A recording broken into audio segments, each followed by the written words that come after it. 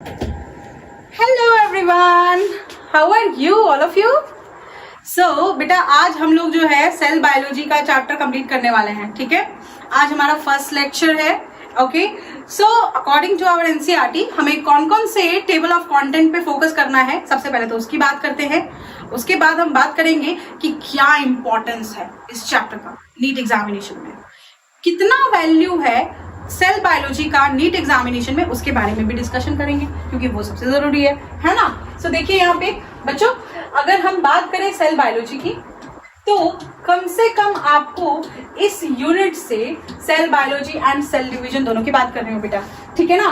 कम से कम आपको इस यूनिट से 3 to 5 क्वेश्चंस मिलेंगे, 3 to 5 क्वेश्चंस। ठीक है, सिर्फ सेल बायोलॉजी आप 3 से 5 क्वेश्चंस के लिए पढ़ रहे हैं, नहीं, ऐसा नहीं सोचना, बिल्कुल नहीं सोचना ऐसा, क्योंकि सेल बायोलॉजी आपको 3 to 5 क्वेश्चंस का आंसर्स तो देगा, है ना, करीब करीब 10-15 नंबर तो देगा। इसके बाद ये एक्चुअली बेटा ये फाउंडेशन है, ये बेस है बायोलॉजी का, समझ रहे हो, ये बायोलॉजी का ना बेस है। इसको समझोगे तभी आपको आगे के चैप्टर समझ में आएंगे, नहीं तो कुछ नहीं समझ आएगा।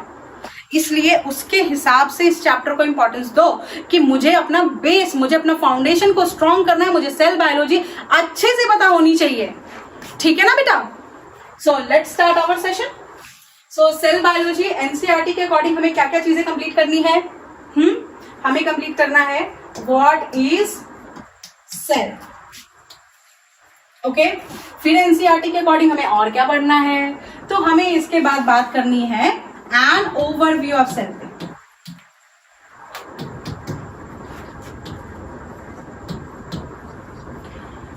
देन हमें बात करनी है सेल थ्योरी के ऊपर, एंड देन हम बात करेंगे प्रोकैरियोटिक सेल,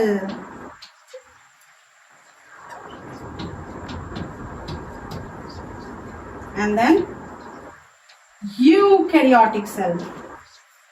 ठीक है, अकॉर्डिंग टू आवर एनसीईआरटी बच्चों हमें बस यही सारी चीजें फोकस करनी है। ओके, बस खत्म हो गया, आ गया हमारे पास 3 से 5 क्वेश्चंस के सारे इंफॉर्मेशन।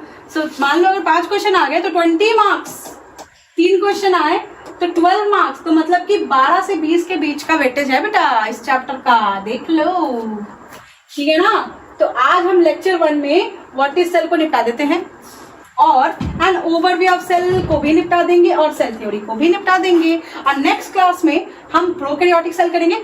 यूकैरियोटिक में आपको रहना पड़ेगा मेरे साथ, कम से कम 5 क्लास लगेंगे।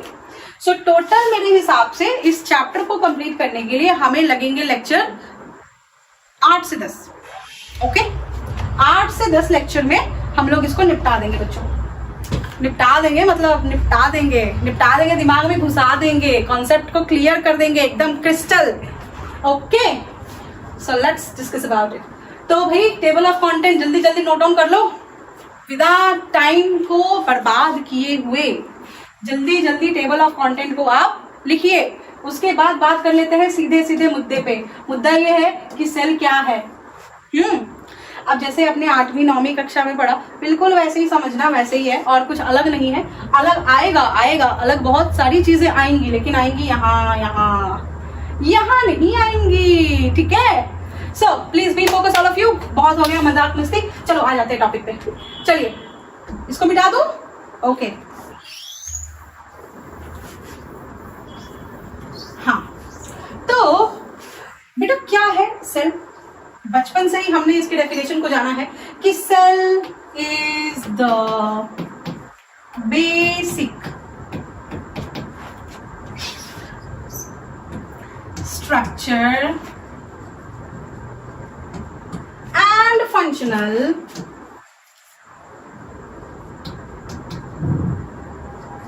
Unit of all living organisms, right बेटा। मतलब क्या, इसका मतलब क्या इसका मतलब, देखिए क्या कह रहा है, स्ट्रक्चरल, ठीक है, और फंक्शनल भी बोल रहा है। बताओ ये क्या है स्ट्रक्चरल एंड फंक्शनल, बताओ। हाँ, तो देखिए सेल जैसे जिस स्ट्रक्चर में मैं खड़ी हूँ, ठीक है ना, ये मेरा जो हाथ का स्ट्रक्चर है, मेरा नाक का जो स्ट्रक्चर है, आंखों का जो स्ट्रक्चर है, ये सब मुझे सेल ने दिया है, ठीक है ना। छोटे छोटे छोटे छोटे सेल्स ने जो है मेरी आंखें बना दी, हाथ बना दिए, पैर बना, सब बना दिया, ठीक है ना। अब मैं सांस ले रही हूँ तो मेरा लंग्स काम कर रहा है, हाँ, मेरा स्टोमक है, आपका भी है, दिल है, हार्ट है, बहुत सारे नर्व्स हैं, जितने भी फंक्शन हमारी बॉडी में हो रहे हैं, समझ रहे हो। जैसे मैं सांस ले रही हूं तो फंक्शन हो रहा ना, सांस लिया, सांस रिलीज किया, तो लंग्स काम कर रहा है, फंक्शन कर रहा है, तो सेल ने स्ट्रक्चर्स भी फॉर्म किए हैं और सेल ही फंक्शन भी करवा रहा है।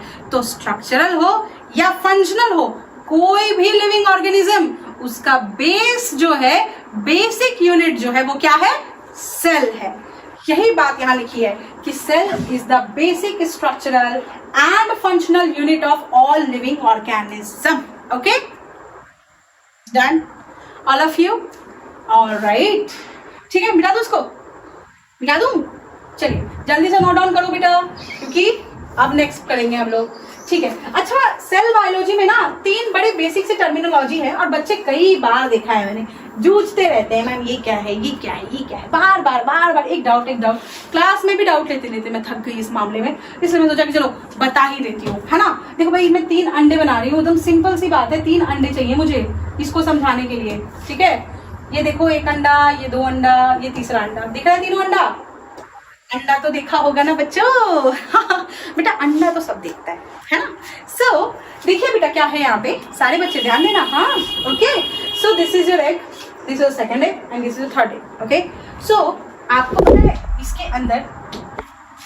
इसके अंदर कि येलो वाला पार्ट होता है सेल का, देखा है ना। तो मैं कलर कर दे रही हूँ अच्छे से, मुझे ड्राइंग बहुत पसंद है इसलिए, ठीक है।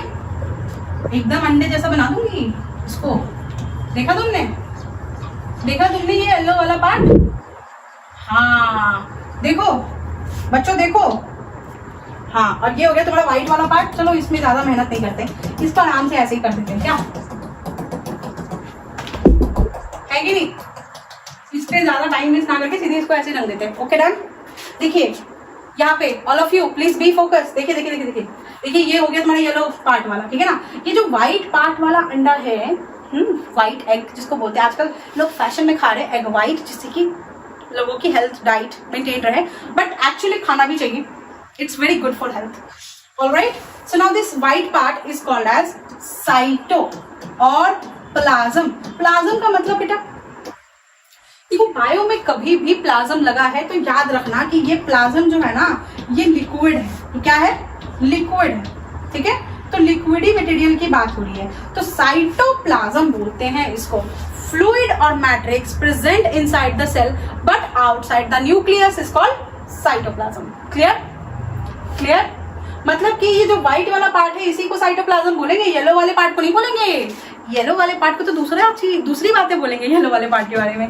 देखो बच्चों, येलो वाले पार्ट को हम क्या बोलते हैं, न्यूक्लियोप्लाज्म, ठीक है। तो न्यूक्लियोप्लाज्म मतलब क्या, फ्लूइड या फिर कोई मैट्रिक्स। अच्छा मैट्रिक्स क्या है ना।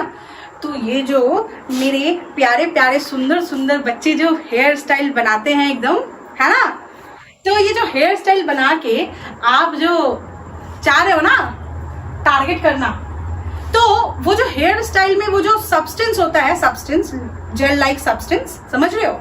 So that gel like substance is called matrix.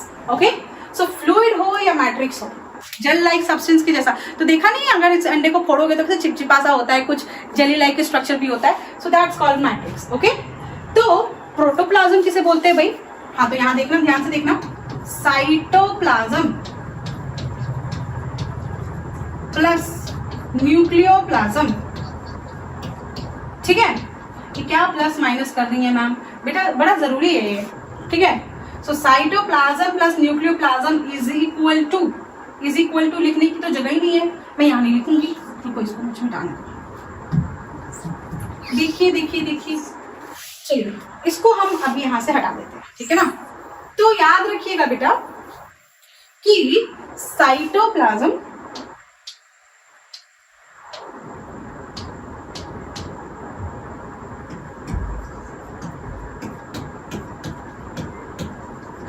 Plus nucleoplasm is equal to protoplasm. याद रहेगा?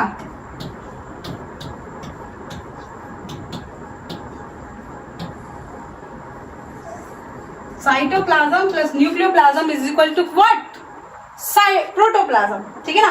तो किसी भी तरीके का फ्लूइड मैट्रिक्स अगर सेल के अंदर प्रेजेंट है उसे हम प्रोटोप्लाज्म बोलते हैं। व्हाइट वाले पार्ट को जो न्यूक्लियस से बाहर है उसको हम क्या बोलते हैं? साइटोप्लाज्म। और येलो वाले पार्ट को हमने क्या बोल दिया? Protoplasm. Clear guys? All of you clear? Okay, तो इसको जल्दी जल्दी लिख लो, ज्यादा टाइम वेस्ट किए बिना। सबकी डेफिनेशन लिखवा दे रही हूँ, इसको नोट डाउन कर लेना ऑल ऑफ यू। हाँ, तो फिर लिखते हैं इसके बारे में। क्या है ये? क्या है ये? देखिए ये क्या है ये? So yes, cytoplasm.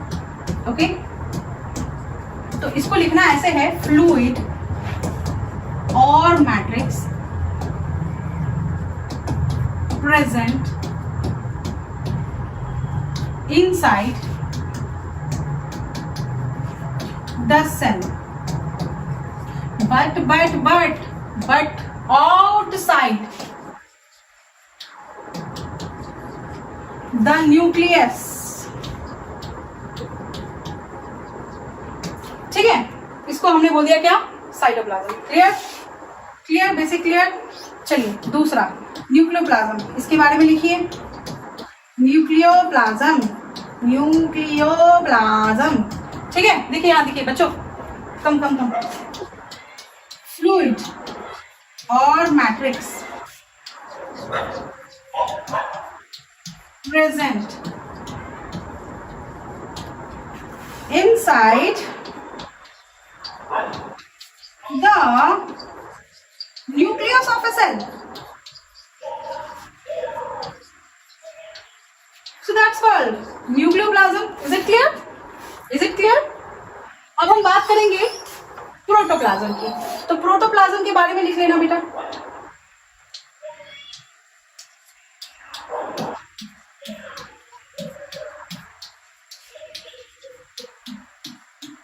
सो लिखिएगा इसके बारे में, फ्लूइड और मैट्रिक्स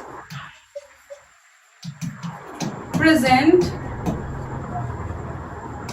इनसाइड अ सेल। किसी भी तरीके का फ्लूइड या मैट्रिक्स सेल के अंदर प्रेजेंट है उसको हम प्रोटोप्लाज्म बोलते हैं। Done? So this is all about बेटा। सो आई होप कि सब कुछ क्लियर होगा।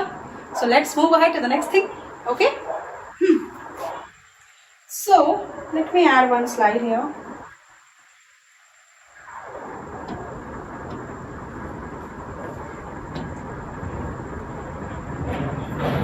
All right, so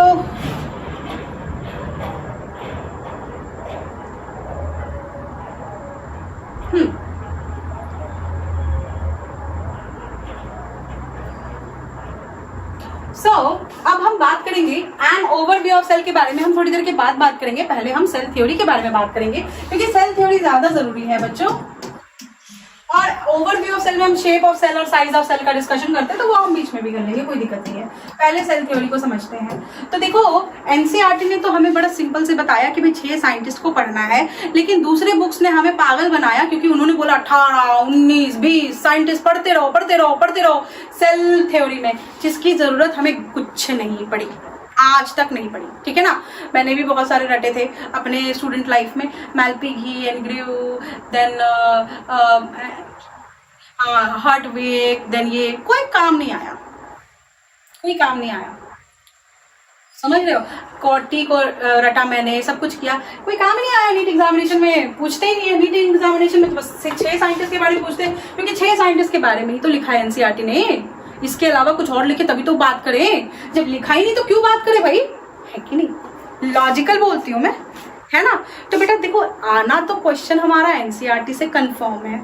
आपको भी पता है, पिछला साल देख लो, आगे का साल देख लो, कभी भी देख लो, आपको एनसीईआरटी से बाहर नहीं मिलेंगे क्वेश्चंस, नहीं मिलते ही नहीं है। तो अकॉर्डिंग टू आवर एनसीईआरटी मैं सेल थ्योरी कंप्लीट कराऊंगी, जिसमें हमें सिर्फ 6 साइंटिस्ट के बारे में पढ़ना है। सिर्फ 6 साइंटिस्ट। कितने साइंटिस्ट के बारे में बच्चों?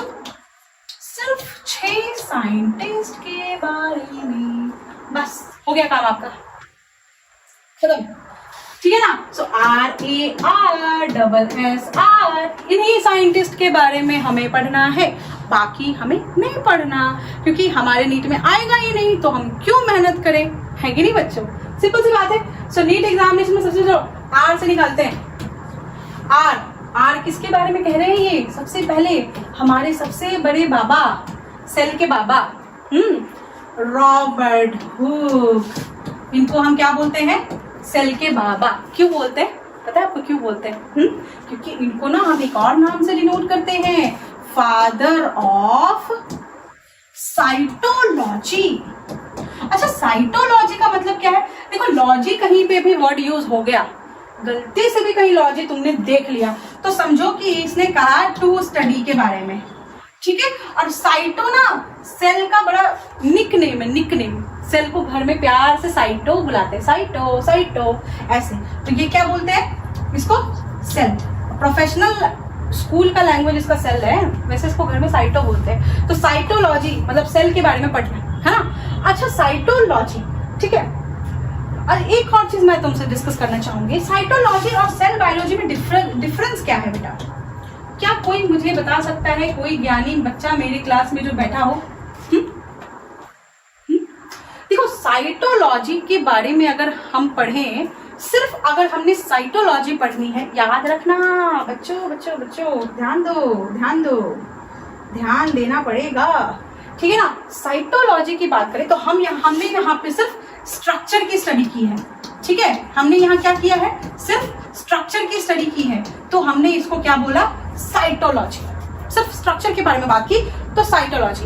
लेकिन अगर हमने सेल बायोलॉजी पढ़ा है तो फिर हमें किसके बारे में बात करना पड़ेगा बच्चों? पता है हमें किसके बारे में बात करना पड़ेगा? हमें स्ट्रक्चर प्लस फंक्शन दोनों पढ़ना पड़ेगा, ठीक है। तो स्ट्रक्चर और फंक्शन दोनों की पढ़ाई की तो सेल बायोलॉजी, और सिर्फ स्ट्रक्चर की पढ़ाई की तो साइटोलॉजी। बस इतना ही तो है, और क्या है? कुछ नहीं है। कुछ नहीं है, बोल तो रही हूँ।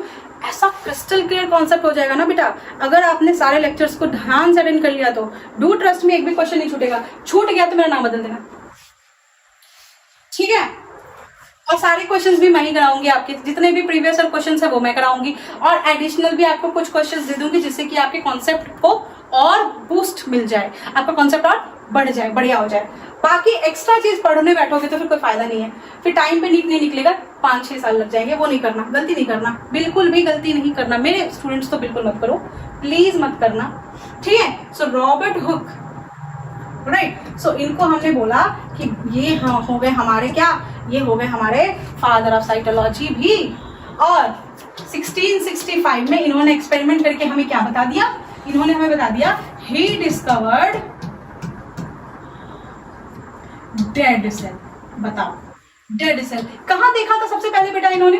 तो कॉर्क कैम्बियम में, ठीक है ना। और ये सारी बातें जो हैं इन्होंने बड़े प्यार से एक किताब में लिख दी थी, ठीक है। ध्यान दो बच्चों, इन्होंने बड़े प्यार से एक किताब में लिखी थी, बड़ा प्यारा किताब था वो उनका, हमने नहीं पढ़ा। बट हाँ, बुक का नाम याद रखना, माइक्रोग्राफिया। कभी क्वेश्चंस आ सकते हैं लिटिल बिट, क्यों रिस्क लेना? माइक्रोग्राफिया, जिसमें रिस्क होगा वो पढ़ा दूंगी, जिसमें रिस्क नहीं होगा, बिल्कुल ही नहीं पूछने वाला वो नहीं पढ़ाऊंगी, ठीक है। माइक्रोग्राफिया, ठीक है ना। So he wrote this book Micrographia, okay.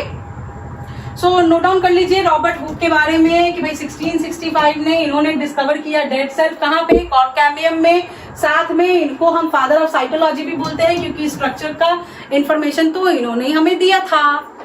और फिर इन्होंने एक किताब भी लिख दी थी, रोट अ बुक, जिसका नाम क्या था? माइक्रोग्राफिया।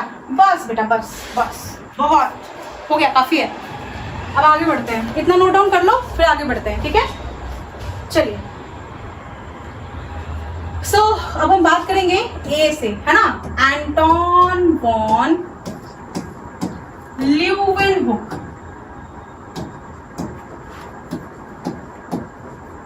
कब? इन 1674, ठीक है। कब किया था बेटा? इन 1674। ओके, अच्छा बताओ इन्होंने क्या किया था, इन्होंने ऐसा कौन सा कारनामा किया था? देखो एक्चुअली जो है ना, मैं बताऊं, मैं बहुत ही ज्यादा दिल से रिस्पेक्ट करती हूँ साइंटिस्ट की, बहुत ज्यादा। मतलब क्यों करती हूँ यार, मतलब आप सोचो ना कि कितना मतलब चेंज आता है इनके एक्सपेरिमेंट होने से। हमें जिसके बारे में कुछ नॉलेज नहीं है, सेल नहीं जानते, कुछ नहीं जानते, आज देखो हम सेल को जानने के बाद देखो आज आप डॉक्टर भी क्यों बन रहे हो, क्योंकि आपने इतनी पढ़ाई, इन साइंटिस्ट ने इन्वेंट कर दिया है ना, इन साइंटिस्ट ने इतना कुछ इन्वेंट कर दिया, इतना कुछ बता दिया हमें कि अब हमें पढ़ना पड़ता है उसको कि हम किसी की बीमारी को क्योर कर सके। मान लो कि अगर 1674 में एंटोन वॉन ल्यूवेनहोफ ने हमें कॉन्सेप्ट ही नहीं दिया होता कि कुछ लिविंग सेल भी होते हैं, तो क्या हम एक दूसरे को क्या कहते हैं वो कर पाते, ठीक कर पाते? आज डॉक्टर्स को पता है कि भाई इसको पर्टिकुलरली ये बीमारी है, चलो इसको ये दवा दे दो, ये दवा दे। कैसे पता है आपको? इसके ऊपर कितने सारे रिसर्चेस हुए हैं, तब जाके फाइनली आपको पता चला ना। तो साइंटिस्ट बहुत ग्रेट होते हैं बच्चों, बहुत ग्रेट होते हैं, मतलब भगवान के बाद साइंटिस्ट, ठीक है। और मतलब डॉक्टर्स तो हैं ही, वो तो भगवान ही है, डॉक्टर तो भगवान ही है डॉक्टर भगवान ही है, भगवान ही है ना। उससे पूछना जो मरता क्या ना करता वाले सिचुएशन में होता है कि उसको डॉक्टर कैसे लगते हैं, वो बोलेगा मैं भगवान लगते, भगवान। मुझे भी भगवान लगते हैं भाई, मुझे भी भगवान लगते डॉक्टर। सो मेरे सारे फ्यूचर भगवान इधर देखिए। सो इन 1674 मेरे प्यारे बच्चों क्या कर दिया था, क्या हुआ था बेटा, इन्होंने ना ही डिस्कवर्ड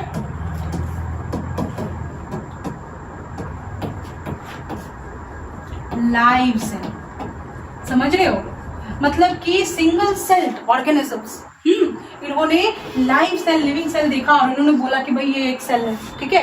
इन्होंने सबसे पहले कहाँ देखा था?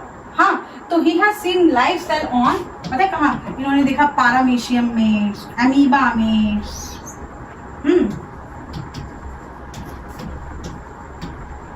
फिर इन्होंने ह्यूमन के स्पर्म्स में भी देखा,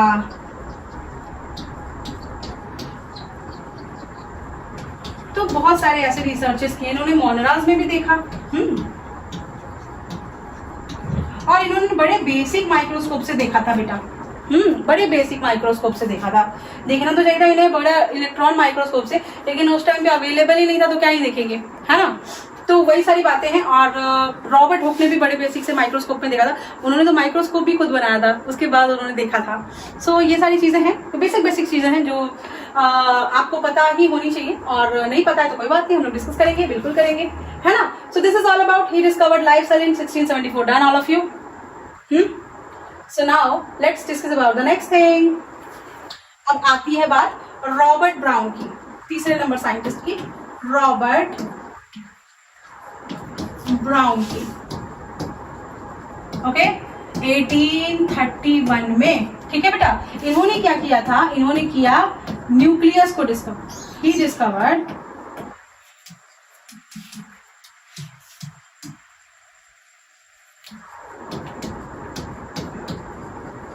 न्यूक्लियस, ठीक है, न्यूक्लियस डिस्कवर कर दिया था। अच्छा, कहां डिस्कवर किया था? तो इन्होंने सबसे पहले फर्स्ट सॉ न्यूक्लियस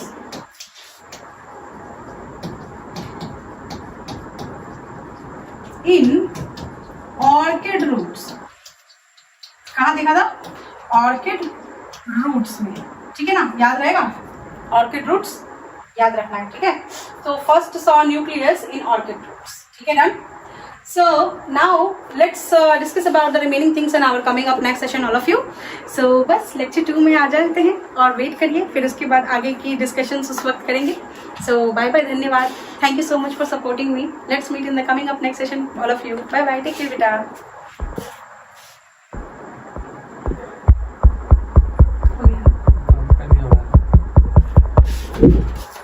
आईफोन कैसे हो गया, हैंग कैसे कर गया? निकालो, लगा हुआ है ना माइक वाला, क्रॉप कर लेंगे।